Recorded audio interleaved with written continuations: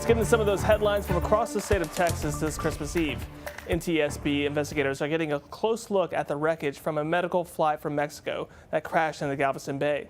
Investigators have now confirmed all 8 people on board are accounted for. 6 people were killed and 2 survived. The wreckage has been pulled from the water, and the investigation is being led by the National Transportation Safety Board, along with the Mexican Navy. Officials still have not released the cause of the crash as they search for answers.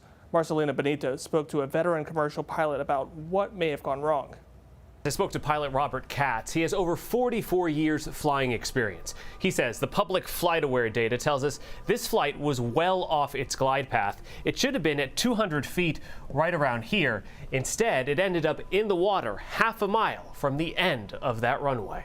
This was tragic, and this was entirely preventable. Tonight, pilot Robert Katz walking us through the Mexican Navy aircraft's final moments. This did not have to happen, and I'll show you why. FAA documents show the minimum visibility required to land on runway 14 at Scholes Airport in Galveston was half a mile. A special weather bulletin was sent out to pilots alerting them to worsening conditions minutes before the crash. This pilot would have been aware of the weather conditions before he attempted the approach. It was not lawful at that point to continue the approach. They should have conducted a missed approach, which is to, in essence, fly up and advise the controller that they are diverting somewhere else. Katz says after an uneventful 2-hour flight across the Gulf, this could have been a routine landing anywhere else not engulfed in fog. But the decision to attempt a landing wasn't the only problem.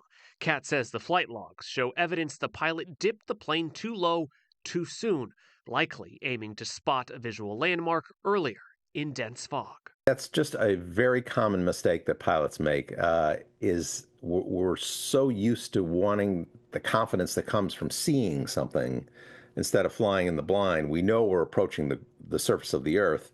We can't see anything outside the airplane, so now we start hunting for visual landmarks instead of focused on our instrumentation. It's the pilot's prerogative to attempt this approach, but to do so with where the visibility is known to be below what is published is foolish to even attempt it. Katz says all the early available evidence suggests any sort of mechanical failure is unlikely. He adds that this model aircraft, a Beechcraft King 350 Air like the one you see here, is safe and reliable when well maintained and operated by experienced pilots familiar with this aircraft.